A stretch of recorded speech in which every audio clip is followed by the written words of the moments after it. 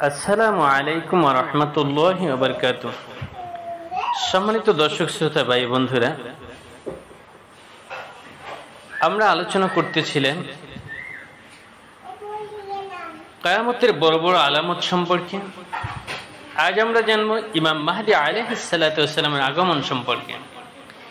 ইমাম মাহদী আলাইহিস সালাতু ওয়াস সালামের আগমন হাদিস দ্বারা প্রমাণিত হয় যে ইমাম মাহদী আলাইহিস সালাতু ওয়াস সালামের আবির্ভাবের মাধ্যমে কিয়ামতের বড় বড় লক্ষণসমূহ আরম্ভ হবে। ইমাম মাহদী আলাইহিস সালাতু ওয়াস সালামের বয়স যখন 40 বছর, তিনি তখন পবিত্র কাবা শরীফে তাওয়াফ অবস্থায় আবির্ভূত হবেন। সমগ্র পৃথিবীতে যখন ইসলামী অনুশাসন চরম অধঃপতনে পতিত হবে, তখন মহান আল্লাহ পাক নির্যাতিত মুসলিম জাতিকে মুক্তির জন্য ইমাম মাহদী আলাইহিস সালাতু ওয়াস সালামকে ইসলামী পথ নির্দেশনা দিয়ে পাঠাবেন। ইমাম মাহদী আলাইহিস সালাতু ওয়াস সালাম আল্লাহর নির্দেশে আবির্ভূত হয়ে নবুয়তের ধারা ইসলামী খেলাফত প্রতিষ্ঠা করে পৃথিবীর বুকে ইনসাফের রাজত্ব প্রতিষ্ঠা করবেন। ইমাম মাহদী আলাইহিস সালাতু ওয়াস সালামের রাজত্বকালের মেয়াদ হবে মাত্র 9 বছর। দাজ্জাল নামক বেঈমান কাফির এবং তার অনুচরদের সাথে তার বিরাট আকার যুদ্ধ হবে। যুদ্ধে দাজ্জালের দলবল সহ ধ্বংস করার পর মুসলমানদেরকে প্রতিষ্ঠা করে ইমাম মাহদী আলাইহিস সালাতু ওয়াস সালাম আল্লাহর ডাকে সাড়া দিয়ে পরপারে পাড়ি জমাবেন।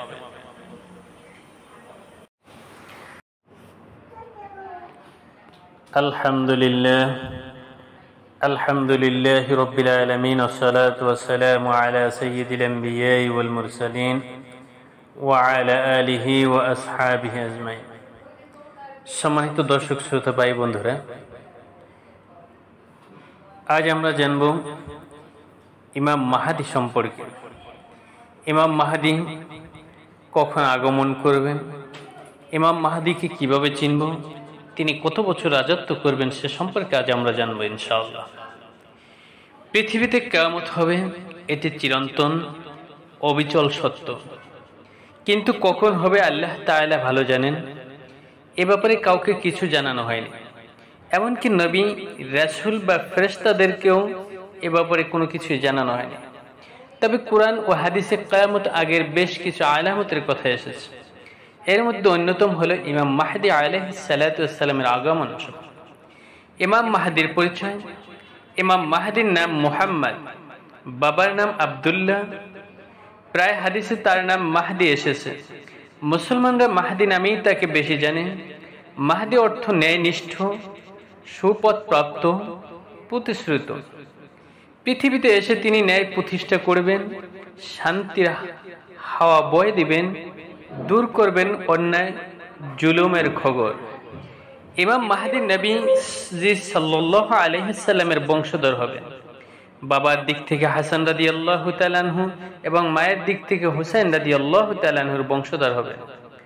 উম্মে সালামা রাদিয়াল্লাহু তাআলা আনহু বলেন, আমি রাসূল করিম সাল্লাল্লাহু আলাইহি সাল্লামকে বলতে শুনেছি, মাহদী আমার পরিজন থেকে ফাতেমার সন্তানের বংশ থেকে আবির্ভূত হবেন। আলী রাদিয়াল্লাহু তাআলা আনহু বলেন, রাসূল করিম সাল্লাল্লাহু আলাইহি সাল্লাম বলেছেন, মাহদী আমার বংশধর। এক রাতে আল্লাহ তাআলা তাকে নেতৃত্বের যোগ্য বানিয়ে দিবেন। ইমাম মাহদী নবী নন, তবে তিনি হবেন মুসলমানদের নেতা। ঈসা আলাইহিস সালাতু ওয়াস সালাম তার ইমামতিতে নামাজ আদায় করবেন।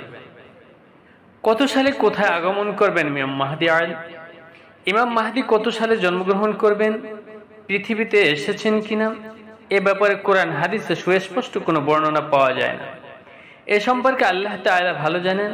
তবে হাদিসের বর্ণনা থেকে পাওয়া যায় তিনি কিয়ামতের আগে পৃথিবীতে আগমন করবেন। তিনি কোন শহরে জন্মগ্রহণ করবেন এ ব্যাপারে মতভেদ রয়েছে। কানজুল উম্মাল বইয়ে আছে তার জন্ম হবে মদিনায়। ইমাম ইবনে ওমর রাদিয়াল্লাহু তাআলা আনহু মনে করেন ইমাম মাহদীর জন্ম শহর কুফায়। তিনি কুফাবাসীকে উদ্দেশ্য করে বলেন, হে কুফাবাসী, তোমরা ইমাম মাহদীর আগমনের অত্যন্ত সৌভাগ্যবান। মুসান্নাফ ইবনে সাহিবা। অনেকে ইসলামী বিশেষজ্ঞরা মনে করেন ইমাম মাহদী মদিনা থেকে আত্মপ্রকাশ করবেন, সেখান থেকে মক্কায় আসবেন। মক্কায় কিছু মানুষ তার হাতে বায়াত গ্রহণ করবেন। তৎকালীন সময় আরবের জালেমদের বিরুদ্ধে যুদ্ধ করে তিনি জয়ী হবেন।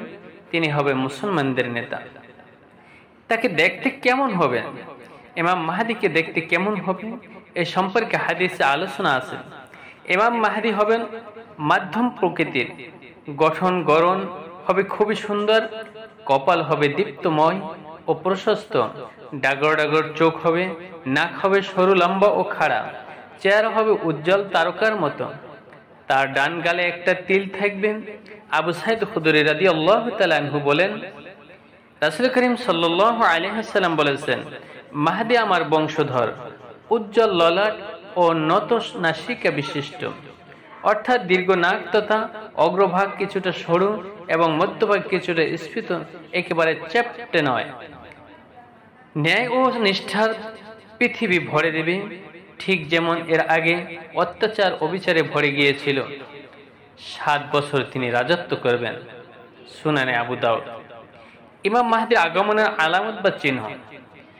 তখন পৃথিবীর দিকে দিকে অন্যায় অবিচার বেড়ে যাবে, মানুষকে অন্যায়ভাবে হত্যা করা হবে, জুলুম করা হবে, সবখানে চলবে দুঃশাসন, সত্যের উপর প্রাধান্য পাবে মিথ্যা, ধর্মের উপর বিস্তার লাভ করবে অধর্ম, ন্যায়কে পদধূলিত করবে অন্যায়, নারী ও দুর্বলদের জন্য পৃথিবী হয়ে উঠবে ভয়ঙ্কর জায়গা, জোর যার মুলুক তার নিয়মে চলবে দেশ, পাপাচার ও ব্যভিচার সয়লাভ করবে পৃথিবীর অলিগলি ও পাড়া মহল্লা।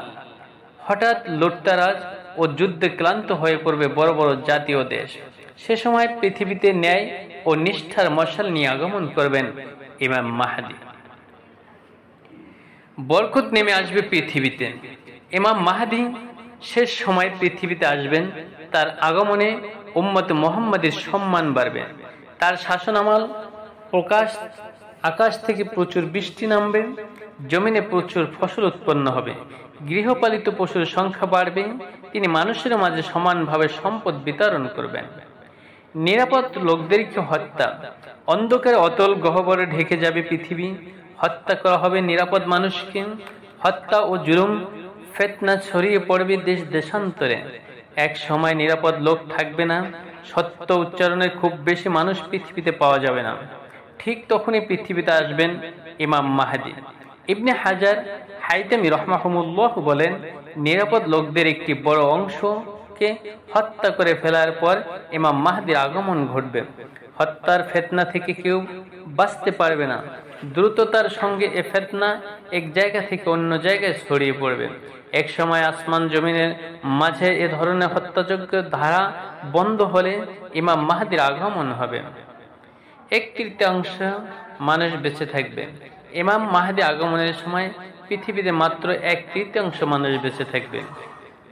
আলী রাদিয়াল্লাহু তাআলা আনহু বলেন, ইমাম মাহদীর আগমনের আগে পৃথিবীতে 1/3 মানুষ হত্যা করা হবে, 1/3 মানুষ মারা যাবে, আর 1/3 মানুষ অবশিষ্ট থাকবে। কিয়ামতের আগে আগমন করবে।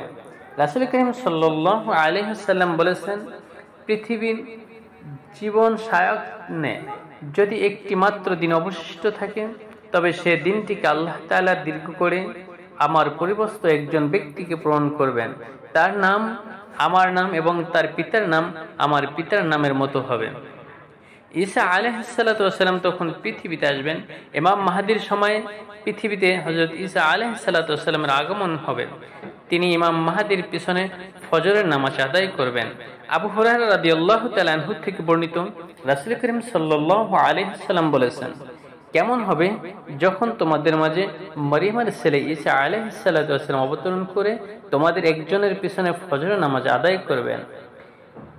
ফিলিস্তিন এবং ইমাম মাহদী। ইমাম মাহদী রাজত্বের শেষ দিকে মুসলিমদের নিয়ে মসজিদুল আকসায় আশ্রয় নেবেন। বাইরে দাজ্জাল ইহুদিদের নিয়ে তাদের হত্যা করার জন্য বন্দী করে রাখবে। অন্যদিকে মুসলিমরাও দাজ্জালের সঙ্গে যুদ্ধের জন্য প্রস্তুত হবে। এরই মধ্যে ঈসা আলাইহিস সালাতু ওয়াস সালাম দামেস্কে আগমন করে মুমিনদের রক্ষা করতে ফিলিস্তিনে রওনা হবেন। ইমাম মাহদীকে মেনে নিতে নবীজি সাল্লাল্লাহু আলাইহি ওয়াসাল্লামের নির্দেশনা। রাসূল করিম সাল্লাল্লাহু আলাইহি ওয়াসাল্লাম বলেছেন, তোমাদের রত্ন ভাণ্ডারকে কাবার কাছে 3 জন খলিফার সন্তান যুদ্ধ করতে থাকবে, কেউ দখলে সফল হবে না। প্রাচ্য থেকে একদল কালো পতাকাবাহী লোক এসে তোমাদের কাছে নেতৃত্ব চাইবে, কিন্তু তখনকার নেতৃস্থানীয় তাদের হাতে ক্ষমতা হস্তান্তর করতে অস্বীকার করবে, ফলে তারা যুদ্ধ করবে। যুদ্ধে তাদের আল্লাহর পক্ষ থেকে সাহায্য করা হবে। তারা তোমাদের কেমন ভাবে হত্যা করবে যেমনটি এর আগে কেউ কখনো করেনি। অতএব তারা বিজয়ী হবে, অথবা তাদের নেতৃত্বে দেওয়া হবে। কিন্তু এবার তারা তা গ্রহণ না করে আমার পরিবারস্থ এক লোকের হাতে সুপুর্দ করে দেবে, যে জমিনে ন্যায় ইনসাফ ভরে দেবে, ঠিক যেমন ভাবে এর আগে জুলুম অত্যাচারে ভরে দেওয়া হয়েছিল। সুতরাং তোমাদের মধ্যে উপস্থিতরা তার কাছে বায়াত হয়ে যাও। যদি তোমাদের এমনটি করতে হামাগুড়ি দিয়ে বরফের পাহাড় পাড়ি দিতে হয়, তবুও তোমরা তার হাতে বায়াত গ্রহণ করো। দাজ্জালকে হত্যায় সহযোগিতা করবেন ইমাম মাহদী। সুনানে আবু দাউদের ভাষ্যকার আল্লামা শামসুল হক আজিমাবাদী বলেন, শেষ যুগে এক সৎ লোক আগমন করে ইসলামকে শক্তিশালী করবেন, ন্যায় বিচার প্রতিষ্ঠা করবেন, মুসলমানরা তার অনুসরণ করবে, সমস্ত ইসলামী রাজ্যের উপর তার আধিপত্য বিস্তার হবে। তার নাম হবে মাহদী। তার আগমনের পরে সহিহ হাদিসে বর্ণিত কিয়ামতের অনন্য বড় আলামতগুলো প্রকাশিত হবে। তার সময় ঈসা আলাইহিস সালাতু ওয়াসসালাম আগমন করবেন এবং দাজ্জালকে হত্যা করবেন। এ ব্যাপারে মাহদী তাকে সহযোগিতা করবেন। ইমাম মাহদী কত বছর রাজত্ব করবেন? ইমাম মাহদী কত বছর রাজত্ব করবেন এ নিয়ে ইসলাম স্কলারদের মাঝে মতভেদ আছে। সিলসিলায়ে সহিহার 711 নম্বর হাদিসে আছে তিনি 7 বা 8 বছর রাজত্ব করবেন। কাতাদা রাহমাতুল্লাহ আলাইহি বলেন তিনি 9 বছর অবস্থান করবেন। ইমাম আবু দাউদ রাহমাতুল্লাহ আলাইহি বলেন মুয়াসসারা, অন্যরা হিশাম থেকে বর্ণনা করে বলেন 9 বছর অবস্থান করবেন।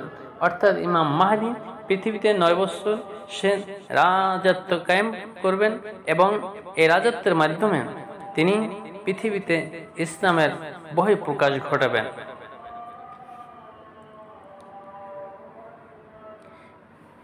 আমরা ইতিপূর্বে কিয়ামতের বড় আলামতগুলো সংক্ষেপে আলোচনা করেছি। এখন আমরা সেগুলোর বিস্তারিত আলোচনা করব। এগুলোর মধ্যে সর্বোত্তম হল ইমাম মাহদীর আত্মপ্রকাশ। আব্দুল্লাহ ইবনে মাসউদ রাদিয়াল্লাহু তাআলা আনহু থেকে বর্ণিত, রাসূল করিম সাল্লাল্লাহু আলাইহি ওয়াসাল্লাম বলেন, ততদিন দুনিয়া ধ্বংস হবে না যতদিন না আমার পরিবারে একজন লোক আরবদের বাদশা হবেন। তার নাম হবে আমার নাম এবং তার পিতার নাম হবে আমার পিতার নাম, অর্থাৎ তার নাম হবে মুহাম্মদ ইবনে আব্দুল্লাহ। ইমাম আহমদ, আবু দাউদ ও তিরমিজি রাহমাহুমুল্লাহ সহিহ সনদে হাদিসটি বর্ণনা করেছেন। ইমাম তিরমিজি রাহমাতুল্লাহ আলাইহি বলেন হাদিসটি হাসান ও সহিহ। এই বিষয়ে আলী, আবু সাইদ, উম্মে সালাম এবং আবু হুরায়রা রাদিয়াল্লাহু তাআলা আনহুম থেকে বর্ণিত আছেন। আল্লামা সাফাইনি রাহমাহুমুল্লাহ বলেন মাহদীর ব্যাপারে অনেক হাদিস ও আসার রয়েছে। শায়খুল ইসলাম ইমাম ইবনে তাইমিয়া রাহমাহুল্লাহ বলেন যেসব হাদিস দ্বারা মাহদীর আগমনের উপর দলিল গ্রহণ করা হয় তা সহিহ। ইমাম আবু দাউদ, তিরমিজি, আহমদ এবং অন্যান্য ইমামগণ এসব হাদিস বর্ণনা করেছেন। মাহদীর নাম হলো মুহাম্মদ ইবনে আব্দুল্লাহ। আখিরি জামানায় যখন পৃথিবী জুলুমে ভরপুর হয়ে যাবে, যখন তিনি হাসান, আলী ইবনে আবু তালেবের বংশধর থেকে বের হবেন এবং ন্যায় ইনসাফ দ্বারা প্রতিষ্ঠা পরিপূর্ণ করে দিবেন। আল্লামা সাফিরানি রাহমাহুমুল্লাহ আর বলেন মাহদীর ব্যাপারে অনেক কথা বর্ণিত হয়েছে। এমনকি কথা বলা হয়েছে যে লা মাহদী ইল্লা ঈসা, ঈসা ব্যতীত আর কোনো মাহদী নেই, অর্থাৎ ঈসা আলাইহিস সালাতু ওয়াসসালাম আসবেন, মাহদী নন। তবে আহলে হকদের মতে সঠিক কথা হলো মাহদী ঈসা নন, মাহদী আসবেন ঈসা আলাইহিস সালাতু ওয়াসসালামের নামার আগে। মাহদী সম্পর্কে এত বেশি হাদিস এসেছে যে তা অর্থগত মুতাওয়াত্তিরের পর্যায়ে পৌঁছে গেছে। আহলে সুন্নাত ওয়াল জামাতের নিকট মাহদী সংক্রান্ত হাদিসগুলো অত্যন্ত সুস্পষ্ট হওয়ার কারণে তা আকীদার অবিচ্ছেদ্য অংশ হয়েছে। মাহদীর ব্যাপারে দুটি সম্প্রদায় পরস্পর বিপরীতমুখ কথা বলছে এবং আরেকটি পক্ষ মধ্যম পন্থা অবলম্বন করছে। কুরআন ও হাদিসে উক্তি এবং আলেম ওলামাদের বক্তব্য সম্পর্কে অনভিজ্ঞ সম্প্রতিকালে কিছু লেখক মাহদীর আগমন সম্পূর্ণরূপে অস্বীকার করেন। এ ব্যাপারে নিজেদের মতো বিবেক বুদ্ধির উপর নির্ভর করা ছাড়া তাদের কাছে আর কোনো দলিল নেই। কিছু গোমরাহ সম্প্রদায় মাহদীর ব্যাপারে খুব বাড়াবাড়ি করছেন। এমনকি প্রত্যেক গোমরাহ সম্প্রদায় নিজেদের নেতাকে প্রতীকী মাহদী মনে করছেন। রাফিজিরা দাবি করেন যে তাদের প্রতীকী ইমাম মাহদী। তারা শামের আর গর্ত থেকে তাদের প্রতীক্ষিত ইমাম বের হবে বলে অপেক্ষা করছে। তার নাম দিয়েছে মুহাম্মদ ইবনে হাসান আল আকসারি। তাদের মতে তিনি 500 বছর পূর্বে শিশুকালে শামের গর্তে প্রবেশ করেছেন। তারা তাদের ইমাম বের হওয়া অপেক্ষা করেছেন। শিয়াদের ফাতিমি সম্প্রদায় দাবি করে যে তাদের নেতাই হবেন মাহদি। এভাবে যে কেউ মানুষের উপর প্রভাব বিস্তার করা, বিজয়ী হওয়া এবং তাদেরকে ধোঁকা দেওয়া ইচ্ছা পোষণ করেছেন, সে নিজেকে প্রতীক্ষিত মাহাদি বলে দাবি করেছেন। অনুরূপ সুফিদের যে কেউ মিথ্যাচার ও প্রতারণার আশ্রয় নিয়েছে, যে নিজেকে আহলে বায়াতের অন্তর্ভুক্ত সাইয়্যিদ বা আওলাদে রাসূল বলে দাবি করেছেন। আর আহলে সুন্নাত ওয়াল জামাতের লোকেরা মাহাদির ব্যাপারে মধ্যম পন্থা অবলম্বন করেছেন। তারা সহিহ হাদিস মোতাবেক মাহাদির আগমন সাব্যস্ত করেন। সহিহ হাদিসে তার নাম, পিতার নাম, বংশ, গুণাবলী ও তার বের হওয়ার সময়ের ব্যাপারে যা কিছু বর্ণনা হয়েছে সে অনুপাতে তারা মাহাদির আগমনে বিশ্বাসী। তারা এ ব্যাপারে সহিহ হাদিসের সীমালঙ্ঘন করেন না। তার বের হওয়ার পূর্বে অনেক আলামত দেখা দিবে, যে আলেমগণ তাদের কিতাবে উল্লেখ করেছেন। আল্লামা সাফরানী রাহমাহুল্লাহ আর বলেন, মাহাদির ব্যাপারে অনেক কথা হয়েছে। এমনকি কথা বলা হয়েছে যে লা মাহাদি ইল্লা ঈসা, ঈসা ব্যতীত আর কোনো মাহাদি নেই, অর্থাৎ ঈসা আলাইহিস সালাতু ওয়াস সালাম আসবেন, মাহাদি নন। তবে আহলে হকদের মতে সঠিক কথা মাহাদি নন, মাহাদি ঈসা আলাইহিস সালাতু ওয়াস সালাম মাহাদি নন। মাহাদি হলেন তিনি আলাদা ব্যক্তি।